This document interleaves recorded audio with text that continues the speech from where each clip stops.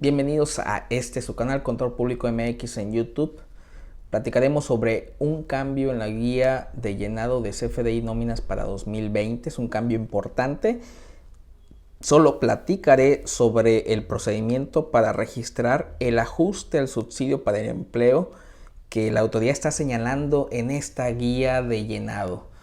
De nuevo, es un cambio trascendental, sobre todo para empresas y empleados que reciben percepciones de nómina con un sueldo relativamente bajo, en el sentido de que le tengas que estar aplicando y tenga que estar recibiendo subsidio para el empleo de forma periódica.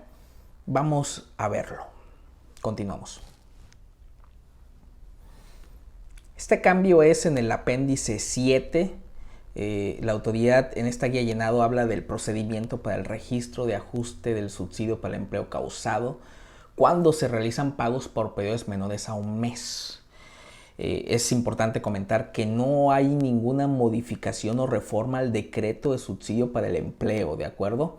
Lo que hay es un cambio en la guía llenado que dice que debemos de estar registrando el ajuste, ¿sí? En este sentido, entonces, va a estar afectando a patrones y empleados que realizan pagos semanales, quincenales, decenales, catorcenales. De nuevo, pagos por periodos menores a un mes. Y explica la autoridad en el anexo 7, el apéndice 7, disculpen. Oye, cuando a un empleado se le calcula el impuesto sobre la renta y este es menor que el subsidio para el empleo mensual, el empleador debe de entregar al trabajador la diferencia. Imagínese usted, ISR calculado en la tarifa, 100 pesos, subsidio para el empleo que le corresponde conforme a la tabla, 115 pesos. Entonces, de tal manera el subsidio es mayor que el impuesto sobre la renta, una diferencia por 15 pesos, se le termina entregando a ese trabajador los 15 pesos de subsidio para el empleo.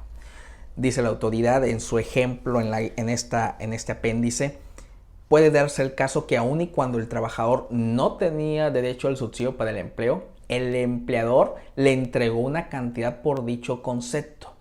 ¿En qué casos está considerando la autoridad? Pues en periodos menores a un mes, en donde el patrón está utilizando las tarifas y tablas que se encuentran en resolución miscelánea, en concreto en el anexo 8, es decir, no es que lo esté haciendo de forma errónea el patrón, porque el cálculo no ha cambiado. Sin embargo, la autoridad dice que se debe de estar ajustando y lo está diciendo en una guía de llenado. Dice, oye, regístrame el ajuste.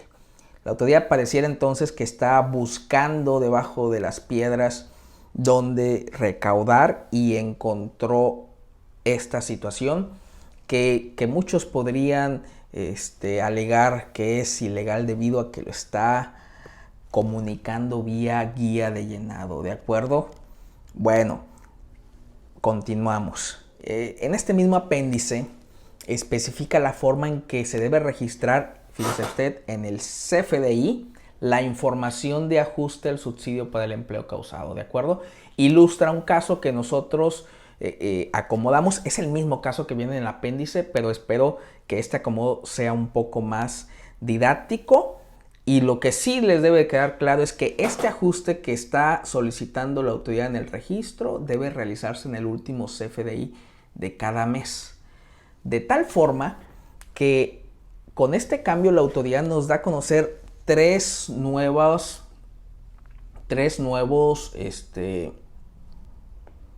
claves, dos de tipo otros pagos, uno de tipo deducción, y estas son las claves 007, 008 y 107 deducciones, las cuales inician su vigencia el 1 de enero del 2020. La otra clave que la autoridad solicita en el ajuste ya se encontraba en vigor desde 2017. ¿Ok? Entonces, esto es importante que usted lo tenga en cuenta, porque me parece que a más tardar el cálculo de la última nómina del mes de enero, usted debe de tener actualizado su sistema de nóminas, el que usted maneje, ¿de acuerdo? ¿Por qué? Porque en ese periodo, en el último, ya sea el último semanal o el último quincenal o el último decenal, por poner un ejemplo, se debe de estar registrando este ajuste. Entonces, incide en el cálculo sí, y lo va a estar viendo usted en un momento. Bueno, en la explicación por parte de la autoridad, ubíquese usted, por favor, en una empresa que realiza pagos quincenales. El cálculo que vamos a ver es de un solo trabajador, un salario quincenal de 2,500 pesos, y utilizaremos para el cálculo del impuesto sobre la renta y de subsidio para el empleo tanto la tarifa como la tabla que se encuentran en el anexo 8 de la resolución miscelánea fiscal vigente. Usted puede ver en pantalla la tarifa para impuesto sobre la renta para un periodo de 15 días, así como la tabla de subsidio que le corresponde a esa tarifa para 15 días, ¿de acuerdo? Entonces, imagínense que usted como patrón está haciendo el cálculo de esta manera. Oye, en las semanales utilizaría las tarifas y tablas semanales, ¿de acuerdo? Suena lógico. Bueno, vemos entonces aquí el cálculo en la primer y segunda quincena del mes de enero, ¿de acuerdo? En la primera quincena tenemos un sueldo sin comisiones de 2,500 pesos.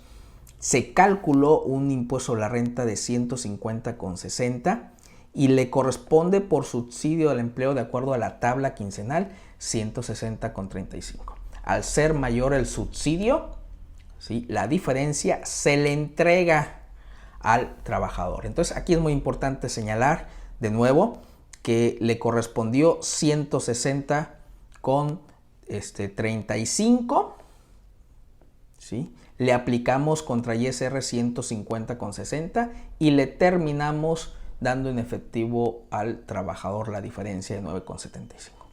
En la segunda quincena tiene una comisión por venta, entonces la base gravable aumenta 4,900. Aplicamos de nuevo la tarifa y tabla quincenal y en este caso tiene un impuesto sobre la renta de 444,58. Ya no le corresponde subsidio para el empleo. Veamos, 4,900 es la base gravable y vemos aquí en la de subsidio que pues en adelante de ese límite inferior pues ya no le corresponde subsidio para el empleo. Y dice la autoridad sobre el ajuste que los patrones deben de estar realizando y lo que deben de estar registrando. Y para eso, pues bueno, tenemos que sumar el ingreso percibido por el trabajador en todo el mes, es decir, permítanme, cambio aquí, es decir, los 2,500 más los 4,900, ¿ok? Entonces, y al momento de sumar, tenemos que aplicar ahora sí la tabla mensual de subsidio para el empleo. Fíjese usted, como lo señalo en esta tabla, ¿sí?, donde se observa la primera y segunda quincena, que no realizo ningún ajuste en impuesto sobre la renta. Y esto me parece se debe a que en la propia ley del impuesto sobre la renta habla de un cálculo anual a los trabajadores de este impuesto. Aquí estamos hablando en específico de un ajuste mensual de subsidio para el empleo. Entonces, le corresponde, si el cálculo hubiera sido mensual de este empleado, tiene una base gravable de 7,400. ¿Y cuánto le corresponde de subsidio? Nada. Sin embargo, ¿qué sucedió? ¿Qué sucedió en lo que es la primera quincena? Nosotros le calculamos 160,35 de acuerdo a la tabla de subsidio y le aplicamos 150,60 contra impuesto sobre la renta que el propio cálculo nos dio, de tal forma que incluso hasta le entregamos al trabajador 9,75. Y esto dice la autoridad, como estamos realizando un ajuste, tenemos que registrarle. Y eso que no le retuve el trabajador, porque al trabajador, le recuerdo, al trabajador, déjeme ponerlo aquí con otro color, Le dejamos de retener en la primera quincena 150 y hasta le entregamos 975. Y lo que dice la autoridad, en la segunda quincena me registras ese ajuste. Oye, de tal forma que imagínese usted en el recibo de nómina de la segunda quincena de ese empleado. Además de descontarle el impuesto sobre la renta de ese periodo, le vas a descontar el ISR de la primer quincena. Se lo vas a ajustar en esta segunda quincena porque no le corresponde subsidio para el empleo y tú lo estuviste aplicando en el primer periodo de la nómina. ¿Ok? Incluso entonces hasta le otorgaste subsidio para el empleo, pues se lo ajustas y se lo quitas también al empleado. Por eso les comento que esto va a afectar a ciertos trabajadores que tengan cierto nivel de ingreso y además percepciones variables. El resto de los conceptos de ajuste, permítame verificarlo, lo voy a cambiar de color. Este concepto y estos sirven para que la autoridad vea el ajuste, porque al final se están cancelando esos importes entre ellos, simplemente se está registrando el ISR ajustado por subsidio del empleo, el que le aplicamos en la primera quincena, el subsidio efectivamente entregado que no le correspondía, dice la autoridad, por eso es esta nueva clave y lo estamos ajustando aquí contra el concepto 107. Entonces, esto va a afectar a los trabajadores, sí, también afecta al patrón, porque la autoridad lo que pensó es, oye, los patrones me están aplicando contra el impuesto sobre la renta propio o de retenciones un subsidio que no deben de estarle otorgando al trabajador. Entonces, le afecta, dice la autoridad, y digo, eso ya es una percepción propia, tanto en los patrones como en los trabajadores. Sin embargo, me parece que por mucho es el trabajador el que va a ver afectado en sus bolsillos esta solicitud que hace la autoridad vía CFDI de nóminas. De nuevo, no hay en específico un cambio, modificación o reforma en el decreto del subsidio al empleo. La autoridad, año con año, desde que está el subsidio para el empleo, a través del anexo 8, estaba indicando pues las tarifas y tablas a utilizar en ciertos periodos menores a un mes. Yo lo veo como una facilidad administrativa y ahora parecía ser que la autoridad está diciendo, oye, pero me lo ajustas, cuando anteriormente no lo estaba viendo la autoridad, me parece de esa manera. Bueno, en ese sentido podríamos tal vez o podría estar en desacuerdo o alguien podría estar en desacuerdo con su servidor.